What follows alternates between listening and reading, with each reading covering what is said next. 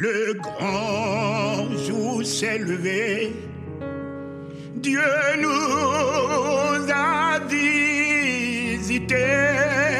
Voici les temps nouveaux, chantons gloire à l'agneau. Nous recevons de Christ ce qu'il avait promis. Le Saint-Esprit est là. Oh. Jésus, Jésus, Jésus. Lorsque les gens me parlent de l'agneau immolé, ils ne s'arrêtent que là en chantant l'agneau immolé. Mais son objectif n'était pas que d'être immolé. Cet homme ne parlait que de la gloire. Lorsque je serai glorifié, lorsque je serai glorifié, lorsque je serai glorifié, élevez-moi votre vision. Chantez-moi l'agneau glorifié. Chantez-moi l'agneau glorifié. Immolé, il n'aurait pas pu avoir la souveraineté. Immolé, il était réduit au ridicule, à la médiocrité, mis dans la bassesse sous la terre.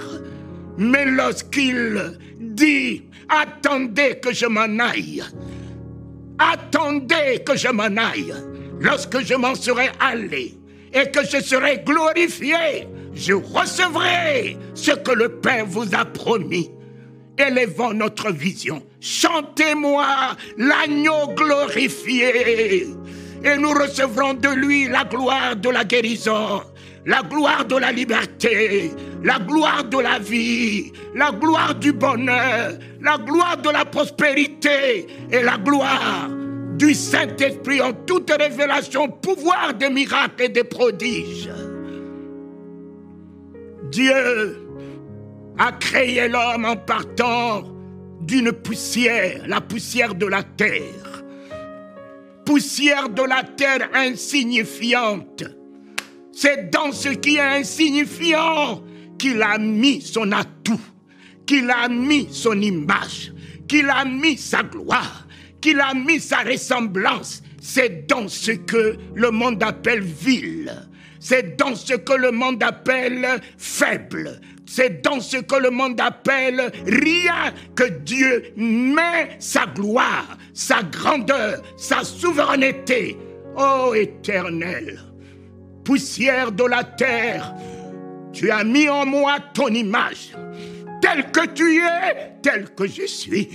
Poussière de la terre, tu as mis en moi ta ressemblance de souveraineté, de Dieu créateur, de Dieu faiseur des miracles, de Dieu qui appelle à l'existence ce qui n'existe pas.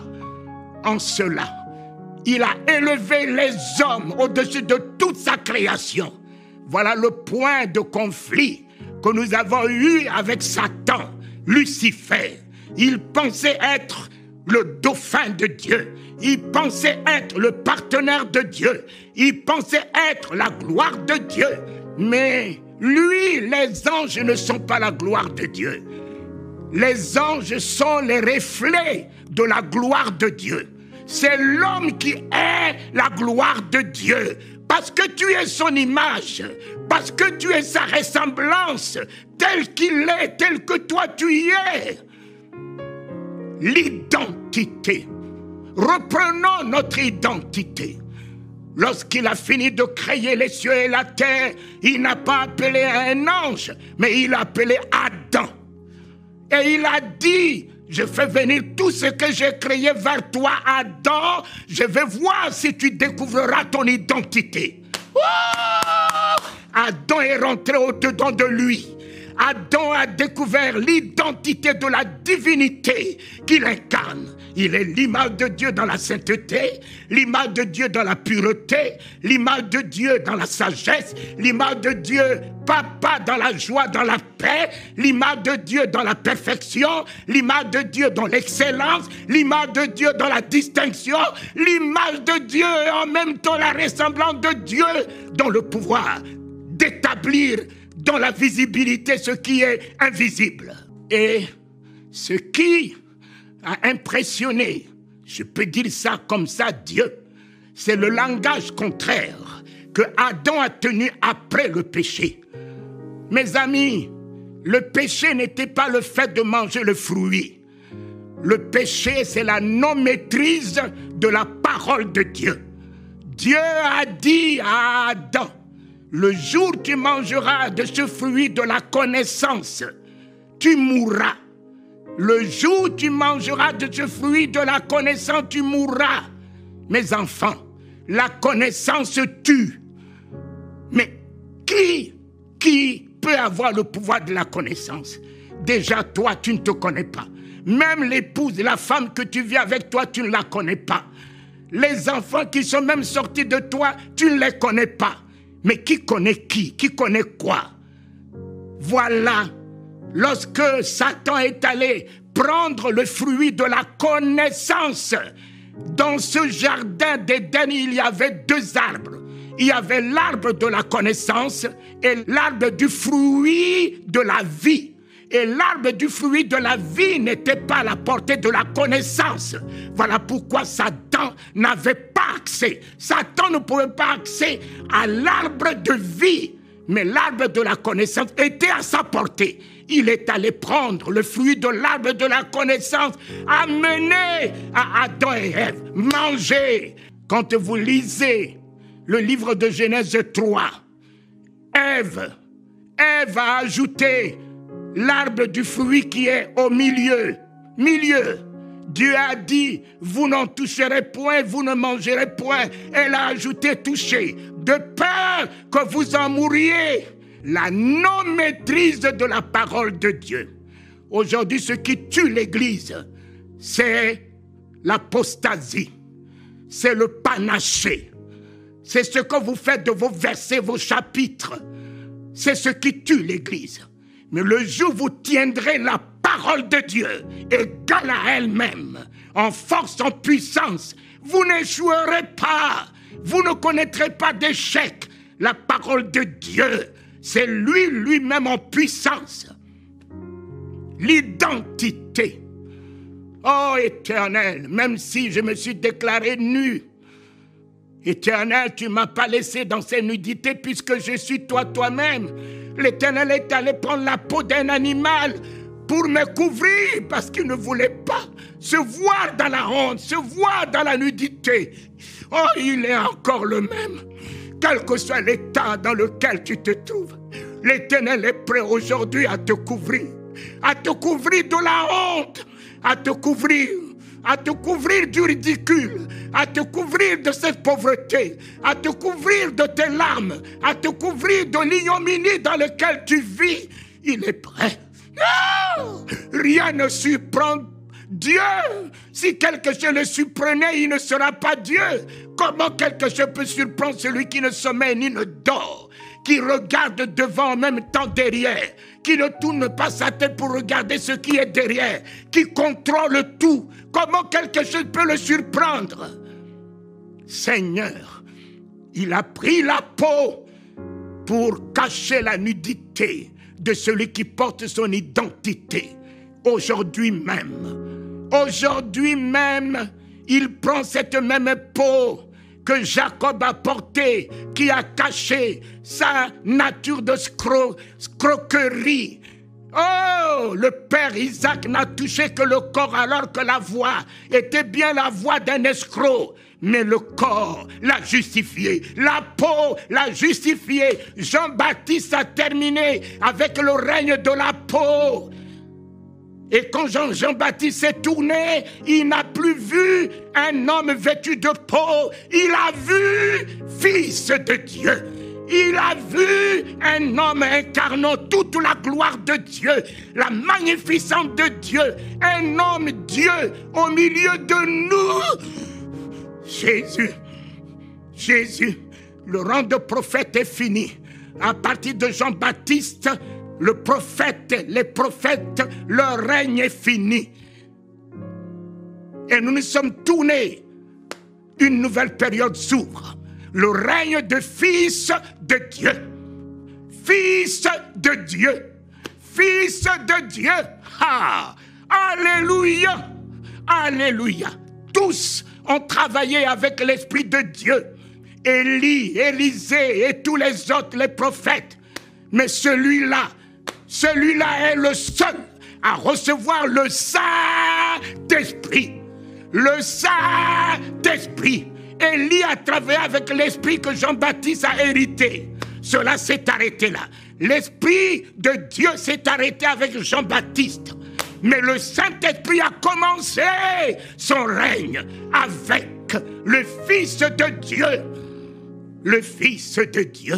Oh, merci, merci papa. À tous ceux qui m'ont reçu et à ceux qui ont cru en mon nom, je leur ai donné le pouvoir de devenir enfants de Dieu. Mon ami, enfant de Dieu, j'ai marché dans l'hypocrisie. Enfant de Dieu, je n'avais pas la plénitude de l'identité. Jésus n'était pas un enfant de Dieu. Jésus était le Fils de Dieu. Tu peux avoir des enfants sans que ces enfants soient tes fils. Les fils sont ceux qui portent ton ADN. Mais je peux éduquer des enfants. Je peux avoir des enfants de ma soeur, de mon frère, de mon cousin, ou un orphelin que j'ai pris chez moi. Mais il n'est pas mon fils. Jésus n'est pas un enfant de Dieu. Jésus est fils de Dieu. Marie a conçu par la vertu, l'autorité, la grandeur du Saint-Esprit. Alléluia, papa. Oh, nous avons marché avec la nature d'enfant. Et le jeudi saint, notre statut devait changer. Le jeudi saint, mon statut devait changer. Il m'a donné le jeudi saint son corps. Dès que j'ai mangé le corps, j'ai accédé au rang de fils. Il m'a donné son sang. Dès que j'ai bu son sang, la plénitude de l'identité de fils m'a été donnée. Je porte aujourd'hui l'ADN de la divinité par le sang de l'agneau de Dieu. Mon Père, merci, le jeudi saint, nous avons quitté le rang d'enfant qui créait la confusion, qui créait l'illusion, qui créait la confusion, qui créait la honte. Car nous, les enfants de Dieu, nous ne cessons de nous critiquer, de nous haïr, de nous maudire, de nous trahir dans l'église, de nous juger, de nous condamner. Mais le Fils de Dieu n'a pas de condamnation dans son cœur. Il n'a pas de jugement dans ce cœur. Il n'a que la miséricorde en lui. Il n'a que la compassion en lui. Il ne voit pas le mal. Il ne soupçonne pas. Il n'envie pas. Le Fils de Dieu a le comportement de son Père, le langage de son Père, le cœur de son Père, le langage de son Père. Et nous l'avons vu. Le Fils de Dieu, le Fils de Dieu, ne pas condamner la femme surprise en flagrant délit d'adultère, parce qu'il était la miséricorde de Dieu au milieu des hommes. J'ai vu le Fils de Dieu faire accéder dans le royaume un voleur, un brigand qui ne s'est même pas baptisé, qui n'a même pas confessé que Jésus est son sauveur, parce qu'il est la miséricorde, parce qu'il est la compassion de Dieu. Le Fils de Dieu est rentré dans la maison de Zachée, un homme marginalisé, rejeté. Il dit: je demeure dans la maison de celui qu'on a repoussé, qu'on a rejeté. Oh, le Fils de Dieu, amour. Le Fils de Dieu, grâce. Le Fils de Dieu, miséricorde. Le Fils de Dieu, Dieu lui-même dans toute sa nature au milieu des hommes. L'identité de fils.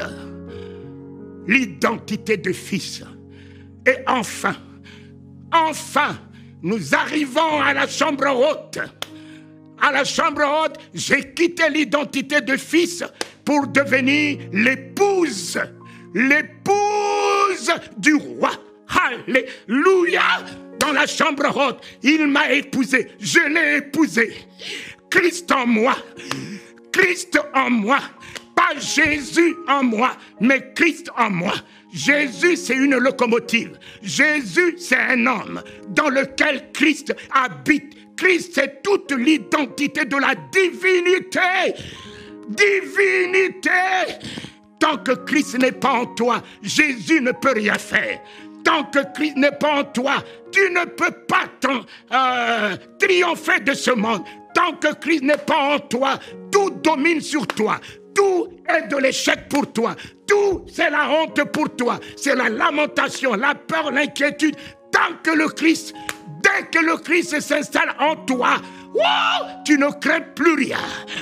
Tu t'imposes en force, en puissance par celui plus grand qui est en toi, plus puissant qui est en toi. Tu marches sur le serpent, tu marches sur le scorpion, tu marches sur l'aspic. Rien ne peut te nuire parce qu'il est l'anti-venin en toi, l'anti-venin en toi, l'anti-poison en toi, l'antivirus en toi, l'anti-mort en toi. Christ en moi, l'épouse. L'Apocalypse ne parle plus d'enfants. L'Apocalypse ne parle plus de fils. L'Apocalypse ne parle plus de serviteurs. L'Apocalypse ne parle pas d'apôtres. L'Apocalypse ne parle pas de prophètes. L'Apocalypse parle de l'épouse. Il viendra chercher son épouse.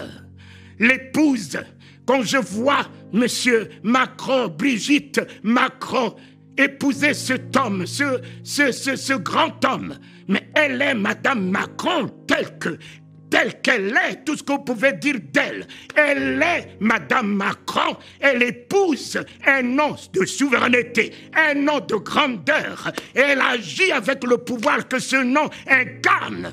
Mes chers amis, les apôtres sont descendus en statut d'épouse. Voilà, d'enfants, ils sont devenus fils.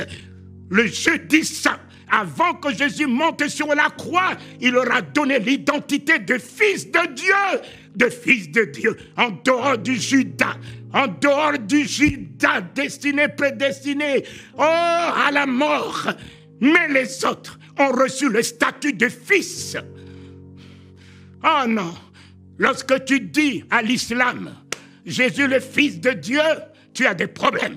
Lorsque tu dis aux Juifs, Jésus est le Fils de Dieu, tu as des problèmes. C'est pour ça qu'on l'a tué.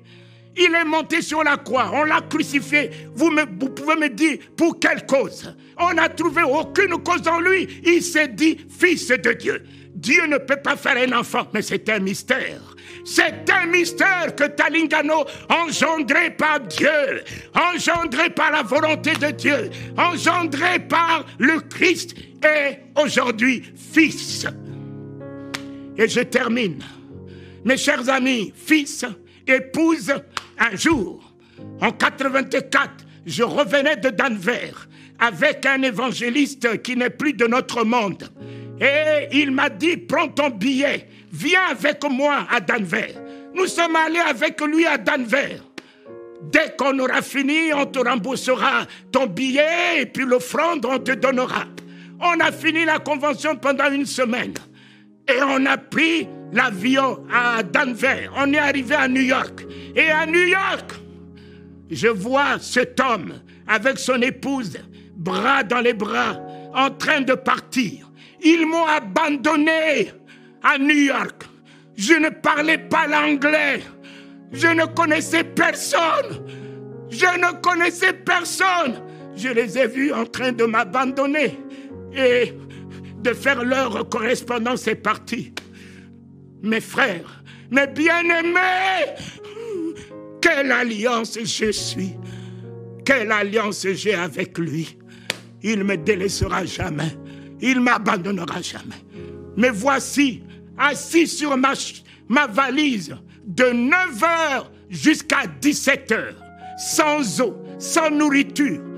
Je ne priais pas, mais j'avais foi dans l'alliance que j'ai avec lui. J'avais foi dans celui qui était venu se révéler à moi. Pourquoi est-il venu lui-même se révéler à moi pour m'abandonner? Jamais, papa. Et à 17 h, mes amis bien-aimés, je vois un homme habillé en tout blanc, là-bas. Il s'avance, de là-bas, ses yeux dans mes yeux. Il s'avance vers moi. Arrivé à mon niveau, cet homme en tout blanc, ses yeux rayonnants d'amour, il me souriait et il m'a dit, donne-moi ton passeport. Moi qui ne parlais pas en anglais, il m'a parlé en anglais, je lui répondais correctement en anglais. Jésus, qui me fait parler toute langue, Jésus. Il a pris mon passeport, il est allé acheter un billet. Il est venu me donner le passeport et le billet. Il me dit d'attendre. Il est encore revenu, il a pris ma valise. Il est allé enregistrer ma valise. Il est venu me prendre, me conduire vers le satellite qui va sur Bruxelles, Paris. Papa. Et le voici. Je m'avance, il me fait bisous. Bisous.